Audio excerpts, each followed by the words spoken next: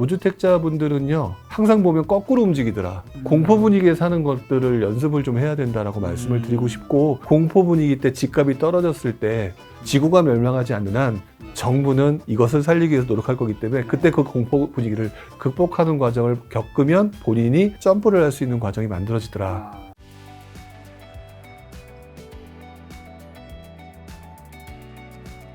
요거 관련해서 이제 부동산을 앞으로 상승을 얘기하시는 분들 중에 하나로 요런 얘기도 많이 하시던데, 땅값은 어쨌든 이제 토지값은 거의 떨어진 적이 별로 없잖아요. 계속 올랐고, 이거 플러스 인건비랑 원자재가 계속 오르는데 집값이 안 오른다는 거는 사실상 말이 안 된다. 이거는 굉장히 일리 있는 의견인 건가요?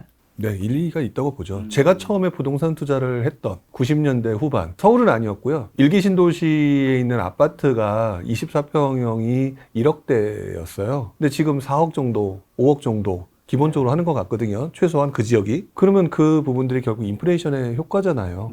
다시 지으려고, 아무리 날림으로 지으려고 해도 절대 그 가격으로 지을 수 없는 거잖아요. 그러니까 가격이 올라가는 거는 당연하다고 봐야죠.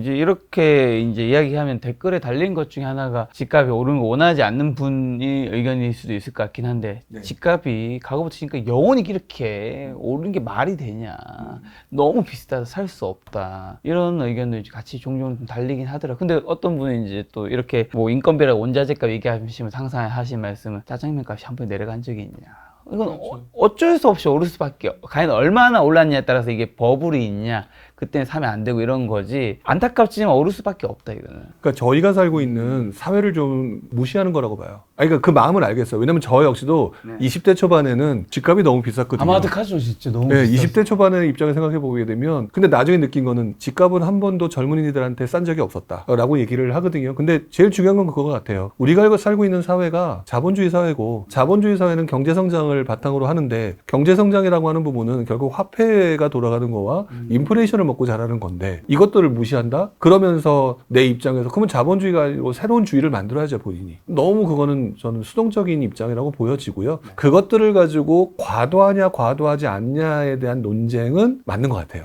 하지만 그 앞단에서 지금 그걸 가지고 얘기하는 거는, 그거는 이 사회에서 할 수 있는 소리는 아니지 않을까. 아까 전에 데드캣 바운스, 향후 그럼 부동산 시장이 하락이 될 수도 있다라는 의미인데, 이 만약에 하락을 좀 가속화시킨다면 어떤 것들이 발생하면 하락으로 갈 수도 있을까요? 부동산 시장의 하락은 부동산 자체로 나타나는 건 아닌 것 같고요. 금융 시스템의 문제가 같이 맞물리는 것 같아요. 항상. 그나마 하락의 가능성에 대해서 몇 가지를 생각을 한다라고 한다면, 첫 번째가 정부의 대출 규제라고 보고요. 근데 유동성을 쪼았을 때 일반인들이 무너지는 게 아니라 지금 뒤늦게 들어가면서 뒤처지지 않겠다라고 했던 사람이거나 영끌했던 사람들이 들어가는 거거든요. 쪼았을 때 무너지는 사람들이 100명 중에 한 10명, 20명이 될 수 있다는 거죠. 그러니까 이런 식으로 무너질 수 있는 가능성이 있다라고 보여지고요. 그다음에 여기서 또 한 가지를 언급을 해야 되는 부분이 뭐냐면, 지금 얼마 전에 우리나라에서 있었던 사태 중에서 새마을금고, 그냥 여러분들은 그냥 새마을금고가 좀 안 좋았네 라고 생각하실 수 있을지 모르겠지만, 그거랑 동일한 상황이 2008, 9년도, 7, 8년도에 있었단 말이죠. 그걸 갖다가 우리는 저축은행 사태라고 불러요. 그러니까 결국 뭐냐,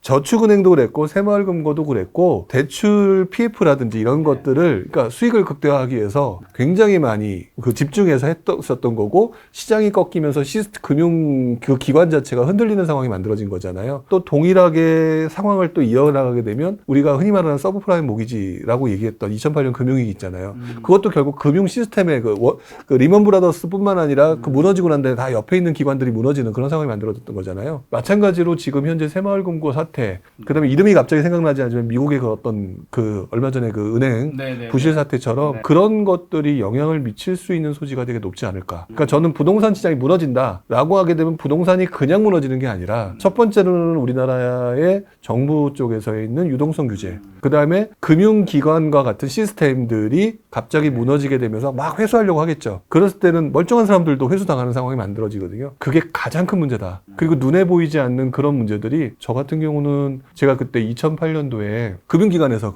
있었거든요. 2007년, 2008년에 서브프라임 모집 모기 사태를 이미 알고 있었어요. 근데 그게 2008년 리먼 브라더스가 무너지는 사태로 연결될 거라는 거는 아무도 몰랐거든요. 그러니까 이게 금융 시스템의 붕괴가 연속토로 만들어지는 상황이니까, 예, 만들어지는 거니까 가볍게 볼 사안은 아니네. 예, 그 문제는 항상 어쨌든 발생할 수 있는 소지가 있기 때문에 지금 그 문제 때문에 어쨌든 제가 연끌하지 말라라고 제 말씀을 제일 많이 드리는 거고, 두 가지 문제를 가장 크게 봐야 된다라고 생각이 들어요. 오늘 여러 가지 시장 상황 여쭤봤는데 지금 같은 상황에서 무주택자분과 1주택자분들은 좀 어떻게 해야 될까요? 어떻게 보면 무주택자이신 분들은 사실 어쨌든 집값이 한 번은 일단 바닥을 찍고 올라올 때 놓쳐서 그때 못 산 거에 대한 아쉬움이 굉장히 많더라고요. 네. 근데 지금 또 살려고 하니까 그 사이 또 너무 많이 올라 버렸고 지금 사기도 좀 애매하고. 그분들한테 제가 꼭 드리는 말씀이 지금도 있어요. 네. 작년 12월에 뭐 했습니까? 라고 물어보죠. 그러면 그때는 시장이 워낙 안 좋고 공포 분위기가 있었죠. 이렇게 얘기를 하거든요. 네.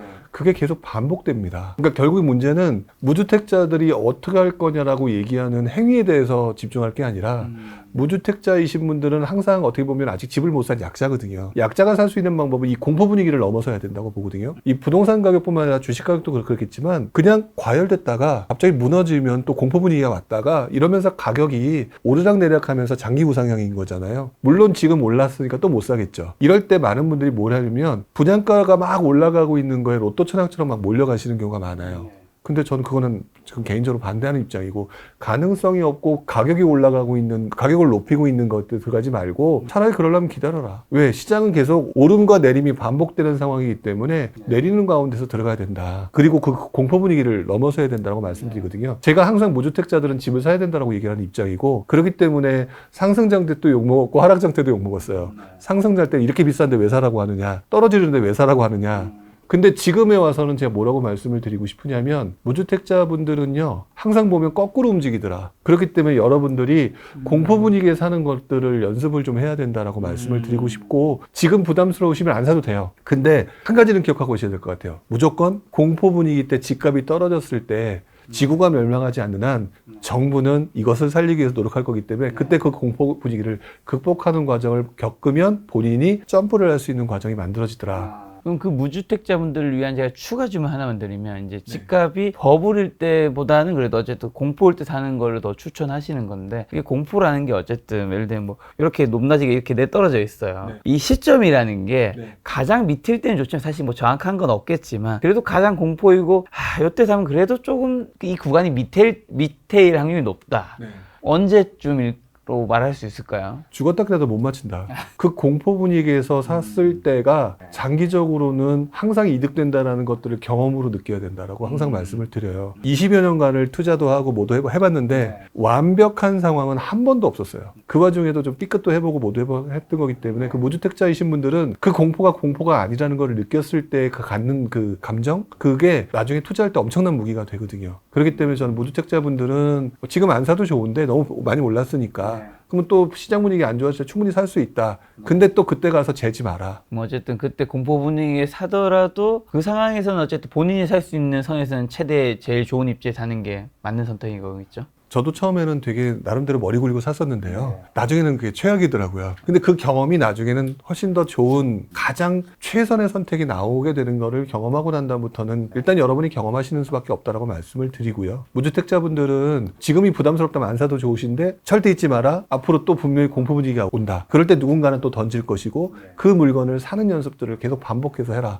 이것들을 계속 반복해서 말씀드리고 어떻게 싶어요. 보면 대표님이 이제 사이클을 말씀해 주신 것 같은데, 그러면 부동산 시장에서 버블의 형성과 이 붕괴, 이 사이클은 좀 어떻게 반복되는 걸까요? 저는 버블이라고 하는 부분을 어떻게 표현하냐면 전혀 관심이 없었던 물건에까지 관심이 갈 때가 버블이라고 봐요. 그 대표적인 것 중에 하나가 이번 장에서는 생숙, 지산. 사실 지산 같은 경우는 냉정하게 말하면 이건 나쁜 물건은 아니에요.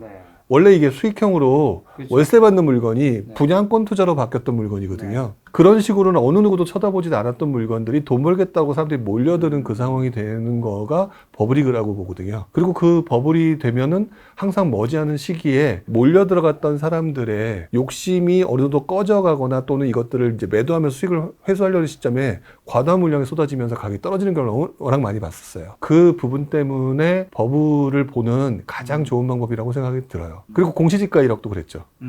공시지가 1억 평상시 쳐다도 안 맞는데 네. 갑자기 어느 날 그랬다. 네. 정부 규제 정책이 나오고 난 다음에 구멍 찾다 보니까 만들어진 거거든요. 평상 그거 구멍 사라지고 나면 다시 원래대로 돌아가는 그것들에 미쳤는데 사람들이 그걸 가지고 또 계속 오르는 물건인 양 생각했다는 거죠. 그러니까 이런 것들이 발생하게 되면 시장 자체는 버블이다. 어떻게 보면 아까 전에 말씀하신 이제 지상 같은 경우가 그거보다 조금 완화시키면 아파텔이 막 핫해질 때도 약간 버블로 가는 이제 가정이었겠네요. 그 중에서도 아파텔은 가장 아파트랑 유사해서 그러니까요. 첫 번째 경험하는 그렇죠. 거라 그나마 버블이라고 말하기에는 앞선이에요. 그리고 이제 거기서 이제 다음 것도 지상 뭐 이런 식으로. 예, 그리고 또 아파텔은 지산하고 뭐 생수기나 뭐 이런 것들 같은 경우는 모르겠는데 아파텔 같은 경우는 기본적으로 아파트랑 비교해서 달라질 게 없어요. 비슷해요. 그렇기 때문에 속성 자체가 굉장히 유사한 경우가 좀 많긴 한데 나머지 좀 다른 부분은 좀 문제가 있죠. 어쨌든 일반 사람들이 가장 관심 없어 하는 영역에까지 막 가격이 엄청 치고 할 때는 굉장히 조심해야 되는 시기. 그렇죠. 근데 그것들을 가지고 또 공식화시켜서 이거는 이럴 때 이렇게 얘기하기에는 부동산 시장은 판단하기 어렵다. 사실 뭐 부동산 집값에 영향을 주는 요소들이 뭐 거시적으로도 미시적으로도 굉장히 많을 텐데 그 학군도 네. 많은 역할을 과거에는 했잖아요. 네. 지금도 어느 정도 역할을 하고 있을 거고 요걸 가지고 이제 또 제가 알기로 학부모님이시고 네. 두 자녀분의 그래서 이제 여쭤보고 싶은 게 어떤 분들은 학군은 이제 뭐 대학이 그렇게 중요한 시대가 아니라고 하면서 학군의 영향력이 너무나도 많이 떨어졌다라고 하시는 거. 또 어떤 분들은 학군이 아니라 그 학군을 만드는 좋은 친구들, 네트워크를 만들어지기 때문에 이건 앞으로도 굉장히 중요한 요소라고 하는데 뭐 둘 다 뭐 맞는 말이긴 하지만 종합적으로 좀 어떻게 보시나요? 저는 그 두 가지 말이 다 조금 이상하게 들려요. 왜요? 왜 그러냐면 부모님들은 되게 이런 말 되게 많이 하잖아요. 그렇죠. 근데 합리화 쪽에 가깝지 않을까 라는 생각이 좀 드는 게 저는 이제 투자자 입장에서만 자꾸 보니까 네네네. 좀 다른 관점이긴 해요. 학군이라고 하는 부분을 가지고 그 투자하는 사람들이 볼 때는 학군이라고 하는 걸 보게 되면 제가 가장 이해가 안 되는 부분 중에 하나가 이미 선호도가 높아서 가격이 되게 비싼 곳이에요. 투자로서는 이미 비싼 곳을 투자하는 것이라 별로 이렇게 도움이 안 된다라고 봐요. 그래서 투자 관점에서는 그 두 가지 말은 별 의미가 없다라고 생각이 들고 다만 이제 그 말 자체가 틀렸다는 말은 아니니까 거기에 우리 자녀를 거기에 넣었을 때의 그 뿌듯함 그냥 부심이라고 하죠. 그 부심이라고 하는 것도 무시 못한다라고 생각이 들어요. 대치동, 목동. 네. 대치동에서 또 목동에서 우리 자식이 공부 제일 못하는데도 불구하고 나는 남한테 자신 있게 얘기할 수 있는 거죠. 나 대치동에 넣었어.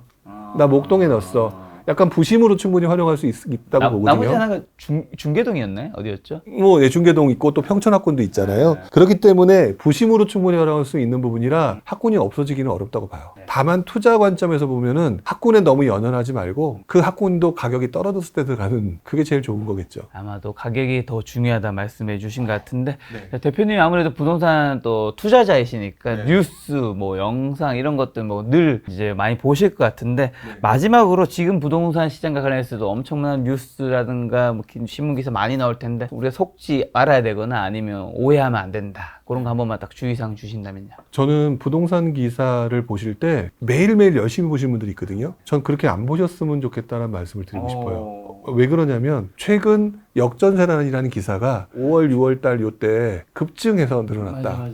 근데 그 현상을 어떻게 알게 됐냐면 몰아서 봐요. 몰아서 시장 분위기가 어떻게 만들어지고 추세가 어떻게 만들어지는지를 막 보거든요. 그 기사를 보면 그 기사의 내용 가지고 막 고민하고 얘기하게 되는데 그 기사들이 굉장히 뭉뚱그려서 뭐 한 일주일치를 본다든지 이주일치를 쭉 보게 되면 이런 기사가 주로 흘러나오고 이번에 이런 이슈가 되면서 이런 식으로 바뀌었네 라고 하는 추세와 흐름을 좀 보게 되는 것 같아요. 그게 쌓이게 되면 이렇게 움직이네 뭐 이런 패턴을 좀 알게 됐던 것 같아요. 그래서 신문 기사를 보실 때 그 기사 자체에 있는 그 내용물을 너무 몰라서 경제 공부를 하기 위해서 본다라면 모르겠지만 일별 꼬박꼬박 보는 것보다는 그냥 몰아서 추세로 한번 보시는 관점도 오히려 여러분한테 도움이 될 수 있다라는 생각이 들어서 특히 경제신문 보실 때는 몰아서 보기도 한번 추천드리고 싶다. 알겠습니다. 대표님 오랜만에 나오셨는데 사실 제가 몇 달 전이었나요? 대표님이 이제 새롭게 하시는 사업체라고 해야 될까요? 거기를 이제 북한산 쪽이었죠? 네네네. 거기서 이제 캠프장 하셔서 이제 거기 가서 한번 거기서 이제 고기랑 먹고 왔었는데 굉장히 좋은 추억으로 남아있거든요. 고기가 너무 맛있더라고요. 아유, 감사합니다. 그러니까 딱 맨몸으로 가면 거기에 뭐 음식이랑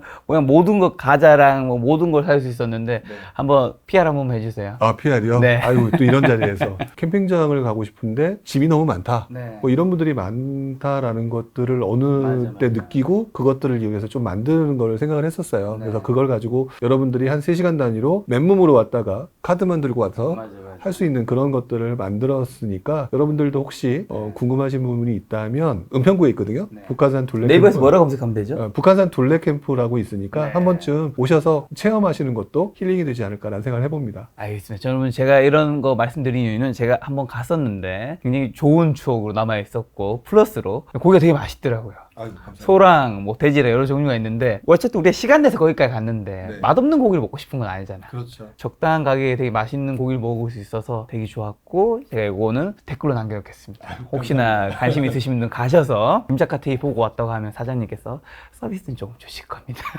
집에다 얘기를 해놓겠습니다.